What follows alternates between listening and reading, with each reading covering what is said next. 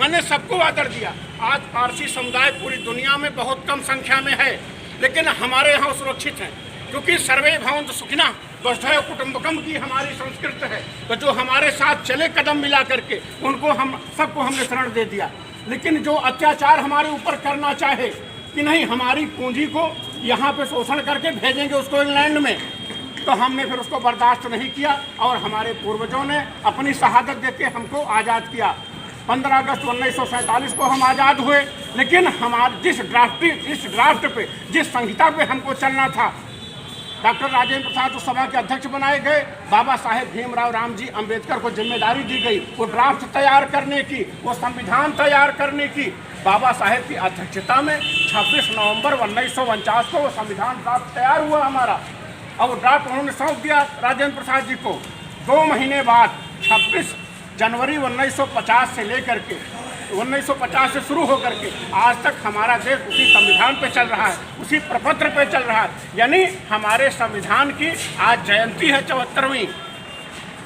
जिस प्रपत्र पे हम लोग चल रहे हैं, जिसमें लिखा हुआ है हम भारत के लोग, जिसमें हमको चाहे यहाँ पे अंतिम से अंतिम व्यक्ति हो, चाहे सिंहासन पे आसीन व्यक्ति हो, सबको एक पावर दी गई, एक मूल अधिकार दिए गए सबको, लेकिन सबके लिए मूल कर्तव्य भी निश्चित किया गया। हम लोग मूल अधिकार, आज समय की मांग, मूल अधिकार हम बहुत जानते हैं, लेकिन अपना कर्तव्य भी निभाइए। कर्तव्य कैसे निभाना है?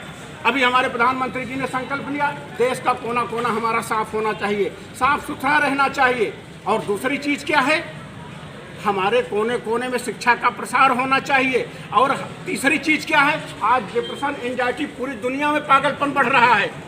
हमारे यहाँ वृद्धाश्रम बढ़ रहे हैं। मैं हर स्पीच में कहता हूँ ये पागलपन हमारे यहाँ नहीं है। वृद्ध हमारे दिल्ली के चिराग थे। अगर कोई वृद्ध आ जाता था हमारे यहाँ तो समझिए महात्मा बुद्ध आ गए, विक्रमादित्य आ गए। मैं हमेशा कहता हूँ उसको संजो के रखना है, उस जीवंतता को भी संभाल के रखना है, उस करुणा को, बुद्ध की करुणा को संभाल के रखना है, श्री कृष्ण की प्रार्थना को संभाल के रखना है, पतंजलि की योग को संभाल के रखना है। आज पूरी दुनिया लोहा मान रही है आपका। आप अंग्रेजों को इस्कॉन मंदिर में थिरकते हुए पाएंगे। वो श्री कृष्ण की प्रेम प्रार्थना का कमाल है। प्रभुपाद ने जाके पूरी दुनिया में फैला दिया कि श्री कृष्ण की क्या देशना थी। आज पतंजलि की योग को अंतर्राष्ट्रीय मान्यता मिल गई। आपके 21 जून को अंतर्राष्ट्रीय योग दिवस मनाया जाता है। और आज पूरी दुनिया में मेडिटेशन, ध्यान, बुद्ध की धरती कही जाती, लाइट ऑफ एशिया कहे जाते हैं। तो अपने पूर्वजों की गरिमा को पहचानना है। मैं हमेशा कहता हूँ आज शॉपिंग मॉल का जमाना है, हमारे पास स्पिरिचुअल मॉल है।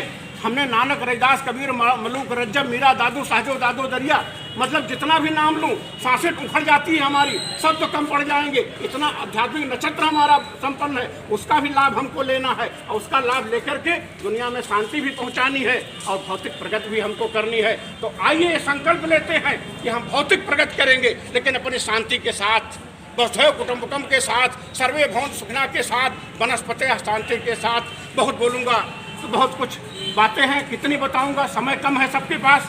हर डिपार्टमेंट झंडारोहण होना है।